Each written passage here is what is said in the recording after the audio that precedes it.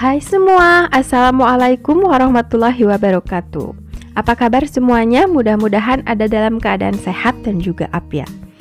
Di konten kali ini ada sesuatu yang beda.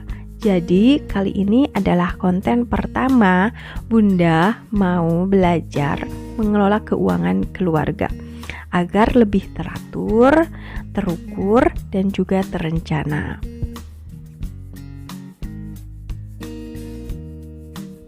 Ini tuh sebetulnya kepikiran karena anak-anak Bunda yang 3 ini udah mau sekolah semuanya. Yang 2 udah sekolah dan menghadapi akhir tahun begini pasti banyak pengeluaran. Belum lagi nanti awal tahun banyak juga pengeluaran. Dan si Krucil sudah mau masuk sekolah.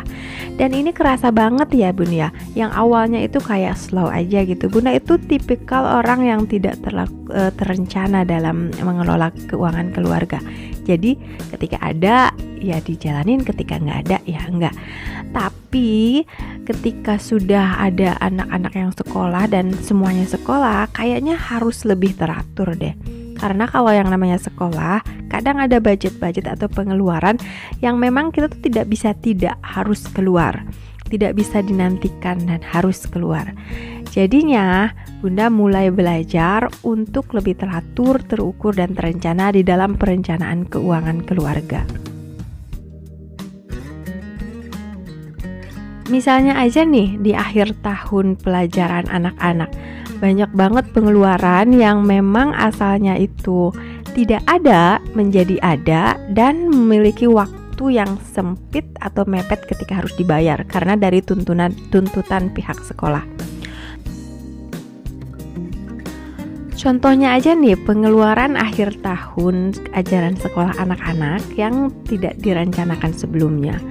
Seperti biaya untuk akhir tahun seperti assembly atau pentas. Ini kan untuk partisipasi panggungnya. Kemudian kostum anak-anak kalau mereka tampil, kemudian juga harus bayar untuk konsumsi. Belum lagi biaya untuk daftar ulang di tahun depan. Belum lagi biaya masuk sekolah buat si Krucil. Kemudian biaya perlengkapan sekolah baru yang memang ini mau tidak mau harus keluar. Nah dulu waktu anak yang sekolah masih 2 tuh nggak kepikiran sama Bunda. Pokoknya ketika akhir tahunan itu harus dipenuhi, ya itu keluar. Tapi tidak direncanakan berapanya atau tidak disiapkan sebelumnya. Cuma akhir tahun ajaran ini agak kerasa banget karena memang kita tahu semua kan kondisi ekonomi negara kita lagi seperti apa dan itu imbasnya ke semua sektor. Apalagi nih keluarga Bunda, suami Bunda dan juga Bunda bukan bekerjanya itu bukan di instansi yang emang sudah pasti setiap bulan itu ada. Kita itu wirausaha. Suami wirausaha dan Bunda juga wirausaha. Makanya kerasa banget ketika efek ekonomi yang lagi seperti ini dan tuntutan untuk pendidikan anak tetap harus keluar itu kerasa banget. Jadinya mulai direncanakan. Nah, sebagai langkah awal Bunda untuk resolusi keuangan keluarga Bunda, jadi ada hal-hal atau tips-tips yang Bunda lakukan nih biar lebih teratur dan terencana dan terukur lagi. Nah, yang pertama yaitu kita harus mempersiapkan anggaran-anggaran yang akan datang itu dari jauh-jauh hari. Misalkan dari setahun sebelumnya kita itu udah siap-siap, oh ini akhir tahun anak-anak pasti ada acara nih di sekolah. Jadi kita menyisihkan uang dari setahun sebelumnya untuk kegiatan-kegiatan anak-anak. Yang kedua, ya mau tak mau kita harus pangkas biaya-biaya yang tidak penting atau tidak urgent atau yang tidak mendesak yang memang kita bisa pangkas. Contohnya nih, kalau misalkan dalam sebulan kita biasa makan di luar itu sekian kali, ya kita kurangin lah sedikit-sedikit. Atau misalkan dalam sebulan kita jalan itu bisa berapa kali, ya misalkan kita kasih jeda lah bulan ini kita jalan-jalan bareng anak-anak, bulan berikutnya kita off dulu. Atau biaya nonton dan sebagainya yang memang dibilang tidak penting atau tidak urgent.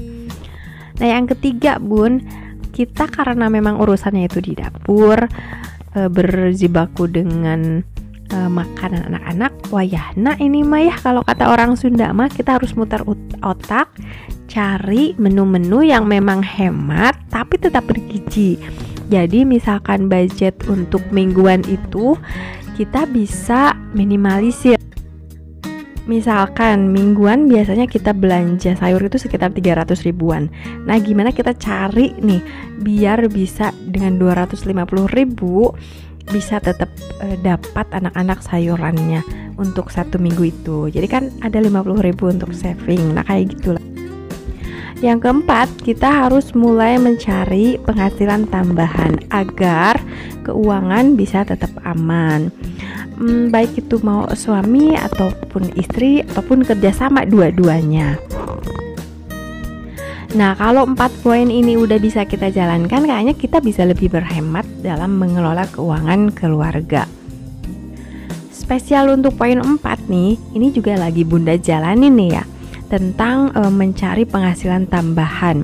Kalau ibu-ibu rumah tangga nih memang ada beberapa yang dia itu bisa mobile, tapi ada juga beberapa ibu rumah tangga kayak Bunda nih yang nggak bisa. Anak-anak tuh lengket banget dan nggak bisa kalau misalkan Bundanya itu bekerja di luar. Jadinya dari rumah. Tapi sebetulnya dari rumah juga banyak yang bisa dilakukan untuk menambah penghasilan keluarga. Yang pertama misalkan dengan jualan. Nah ini dilakukan sama Bunda udah sejak dari 11 tahun yang lalu. Jadi kalau Bunda ini jualan online nih teman-teman, ada di IG-nya Rumah Handsok. Jadi kayak membuat manset dan handsok tangan buat para muslimah. Yang berikutnya yang misalkan bisa dilakukan oleh ibu rumah tangga dari rumah yaitu cari afiliator. Baik itu di toko orang yang kalau nyebutnya tuh atau di TokTok ya Bun ya.